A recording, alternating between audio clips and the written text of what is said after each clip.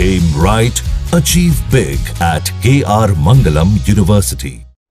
पाकिस्तान में ऑपरेशन सिंदूर का असर साफ साफ दिखाई देने लगा है। भारत से जंग के बाद अब पाकिस्तान में महंगाई बम फूटा है। ऑपरेशन सिंदूर के बाद पाकिस्तान में महंगाई बढ़ गई है। खाने पीने की चीजों के दाम में बम्पर बढ़ोतरी हुई है। पाकिस्तान में चीनी, सरसों तेल, घी और सब्जियों की किल्लत मची हुई है। पाकिस्तान में पेट्रोल 8 रुपए तो डीजल 10 रुपए तक महंगा हो चुका है। ये आड़ू की क्या प्राइस चल रही है, कैसे सेल कर रहे हो सर? आड़ू 200 भी बेच रहे हैं, 250 भी बेच रहे हैं भाईजान। अच्छा, 200 रुपए किलो भी और 250 रुपए किलो भी सेल कर रहे हैं। कीमत जो है ना 80 रुपए से 150 तक आ गई है। ये बजट का असर पड़ा, ठीक है। बजट के बाद क्या सूरत है? अब सब्जियों की प्राइस बढ़ी है या के गिरी है? सब्जियों की प्राइस बढ़ गई है भाई, ठीक है, बहुत ज्यादा। अब तकरीबन गरीब पाकिस्तान में ये दूध तोल के दे रहे हैं, 1000 ग्राम का करके दे रहे हैं। किस तरह किलो है? 200 रुपए। 765 टन जो है चीनी पहले जो है वो बरामद की गई, यानी कि दूसरे ममालिक को एक्सपोर्ट कर दी गई। और फिर अब चूंकि चीनी का शॉर्टेज हो गया है तो अब चीनी को इंपोर्ट यानी कि दरामद किया जा रहा है।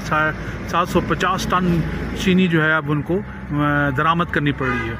ये एक माफिया है जो कि पूरा प्लान करता है, पूरी स्ट्रेटजी बनाता है और उसके बाद जो है वो लूटता है। ऑपरेशन सिंदूर के बाद अब पाकिस्तान में महंगाई बम फूट गया है। ये आड़ू की क्या प्राइस चल रही है, कैसे सेल कर रहे हो सर? आड़ू 200 भी बेच 250 भी बेच रहे हैं भाईजान। अच्छा, 200 रुपए किलो भी और 250 रुपए किलो भी सेल कर रहे हो। ये बहुत मजबूत है। 150 रुपए किलो सर। 150 रुपए किलो जी सर। अच्छा, और ये नींबू का क्या प्राइस चल रहा है? नींबू 50 रुपए पाइया। 50 रुपए पाइया जी। अच्छा जी, सही है। और ये बैंगन? बैंगन 100 रुपए किलो। 100 रुपए किलो जी सर। और ये जो बंद गोभी है? 100 रुपए किलो। 100 रुपए किलो बंद गोभी भी। और ये शिमला मिर्च कैसे? आम के प्राइसेस पूछते हैं, कैसे हैं सर जी? अल्हम्दुलिल्लाह ठीक हो। ये आम की क्या प्राइस है? 250 रुपए किलो है। ये देखें, केले यहाँ पर है, यहाँ पर फरमाने, यहाँ पर ईच एंड एवरीथिंग यहाँ पर लगाया हुआ है, फ्रूट्स। इनसे भाई से पूछते हैं रेट। आलू बुखारा क्या प्राइस है? 250 रुपए। 250 रुपए। पाकिस्तान के अंदर सब्जियों के दाम आसमान छू रहे हैं। महंगाई इतनी है कि या तो मंडी में सब्जियां नहीं है और जो सब्जियां आ रही हैं तो इतनी महंगी है कि लोग खरीद नहीं पा रहे हैं। पाकिस्तान में शिमला मिर्च 200 रुपए किलो बिक रहा है, मटर 400 रुपए किलो बिक रहा है। शिमला मिर्ची 200 की 1 किलो भाई। 200 रुपए की 1 किलो, ठीक है। और मटर कैसे दे रहे हैं? मटर 400 रुपए की 1 किलो। 400 रुपए किलो मटर। और मटर की आप क्वालिटी भी चेक कर लें। आप इंडियन गवर्नमेंट के बारे में क्या कहते हैं? इंडिया के अंदर हर चीज सस्ती है, वहाँ पे सब्जियां भी सस्ती हैं, फ्रूट भी सस्ता है, हर चीज सस्ती है।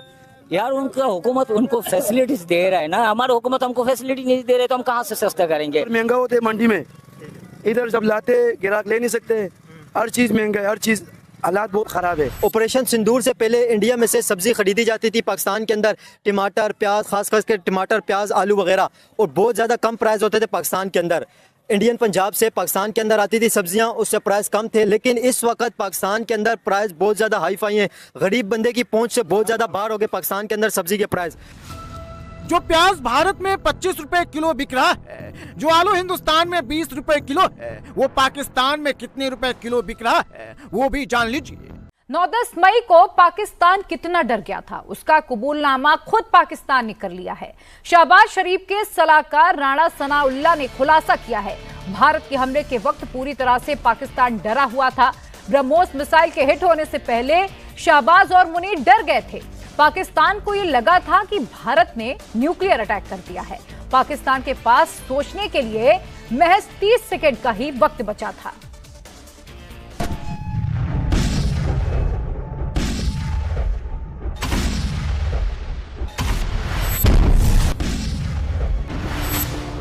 भारत ने पाकिस्तान को घर में घुसकर ऐसा मारा है कि जंग खत्म होने के बाद भी पाकिस्तानियों के अंदर भारत का डर खत्म नहीं हो रहा है।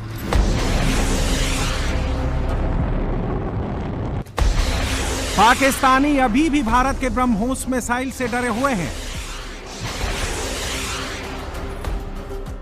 ब्रह्मोस का नाम सुनते ही मुनीर की आर्मी, शहबाज शरीफ, पाकिस्तानी सुरक्षा कर्मियों के पैर कांपने लगते हैं।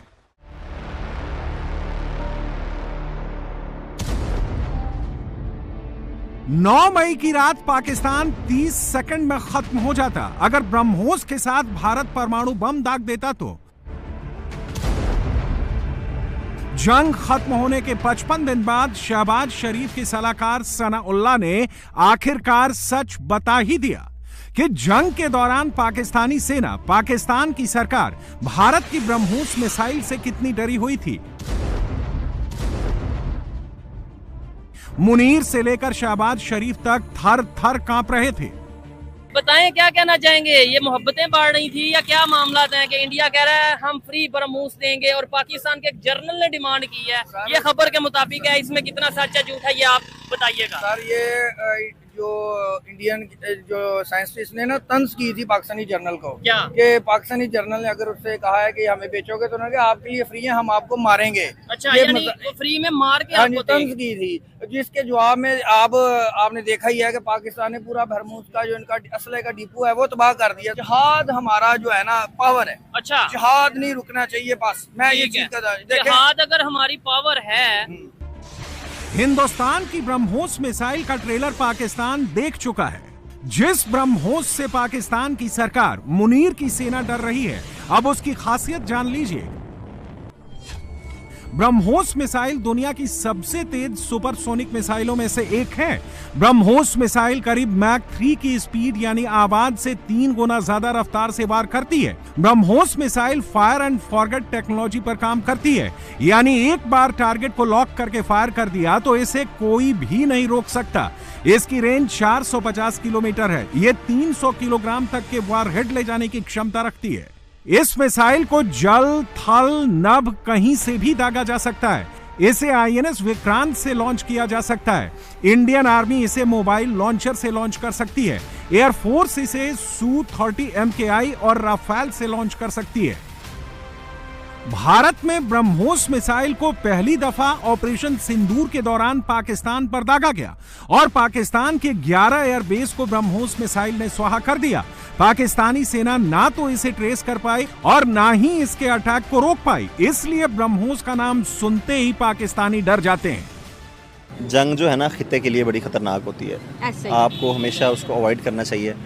पाकिस्तान का जो रिस्पॉन्स था, जिस तरह से इंडिया ने पाकिस्तान पे, होल पाकिस्तान पे अटैक किया, उन्होंने जो 9 उनके जो टारगेट्स थे उनको बड़ी प्रिसीजन के साथ उन्होंने अचीव किया है। जो उनके मोटिव्स थे ऑपरेशन सिंदूर के, उन्होंने उसको अचीव किया है। पाकिस्तान ने हर चीज़ को बड़े एक प्रोफेशनल तरीके से अप्रोच किया है, लोगों को बताया है कि हमारे यहाँ पे मिसाइल गिरे हैं, मस्जिद में गिरे हैं, घरों पे गिरे हैं, मिलिट्री, इतने लोग शहीद हुए, बिल्कुल ऐसे ही हमने तो वो फोटोज भी दिखाए जो हमारी आर्मी के ऑफिसर्स, आर्मी के सिपाही शहीद हुए, हमने उनके भी फोटो जारी कर दी कि ये अब हमारे साथ नहीं रहे ना। हमने अपने डैमेजेस और अपने लॉसेस को एक्सेप्ट किया है ओपनली।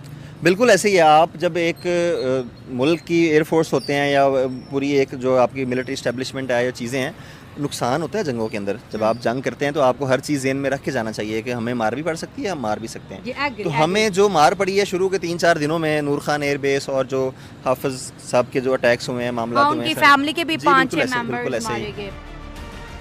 भारत कह चुका है ऑपरेशन सिंदूर खत्म नहीं हुआ है, बल्कि इसे रोका गया है। पाकिस्तान की एक गलती और ऑपरेशन सिंदूर फिर से ऑन हो जाएगा और इस बार पाकिस्तान का पूरा नक्शा बदल जाएगा। ये पाकिस्तानी आवाम भी जानती है।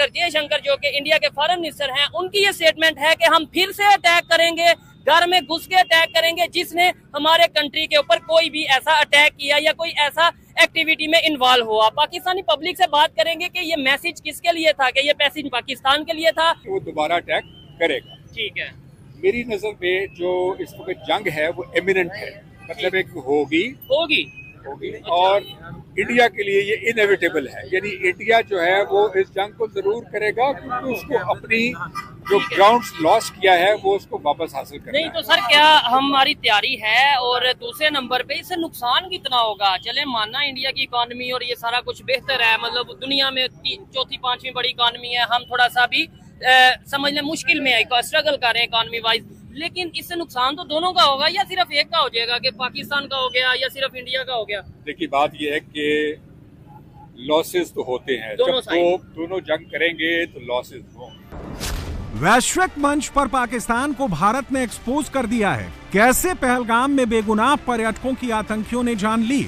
टेरर कैंप में मौजूद आतंकियों के मारे जाने पर कैसे मुनीर की सेना की सरपरस्ती में आतंकी वहां जनाजे की नमाज पढ़वा रहे थे। और अब पाकिस्तान फिर से FATF में जाने वाला है। सर FATF में पाकिस्तान कई बार जा चुका है, कहा यह जाता है तकरीबन 4 बार, अगर गूगल वगैरह के ऊपर बिलीव किया जाए। तो 4 बार FATF में जा चुके हैं और टेरर फंडिंग और कई दूसरे मनी लॉन्ड्रिंग और कई दूसरे रीजंस दिए गए जिसकी वजह से पाकिस्तान गया। बार बार ये लश्कर तोयबा और इस तरह के कई ऑर्गेनाइजेशंस के बारे में ना सिर्फ ये कि पाकिस्तान के अंदर बात की जाती है बल्कि भारत की तरफ से भी कई बार कहा गया है।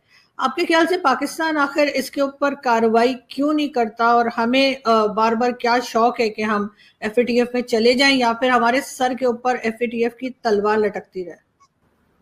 अच्छा देखिए, कार्रवाई तो हुई है और वो कार्रवाई इस तरह से हुई है कि पहले तो ये जो टेरर आउटफिट्स थी ये खुलेआम असला लेके घूमती थी। इनके जो लीडर्स हैं वो आपको नजर आते थे, इनके साथ कई बॉडीगार्ड्स होते थे, गन्स उठाई हुई, इवन यूनिवर्सिटीज में जाके लेक्चर दिया करते थे।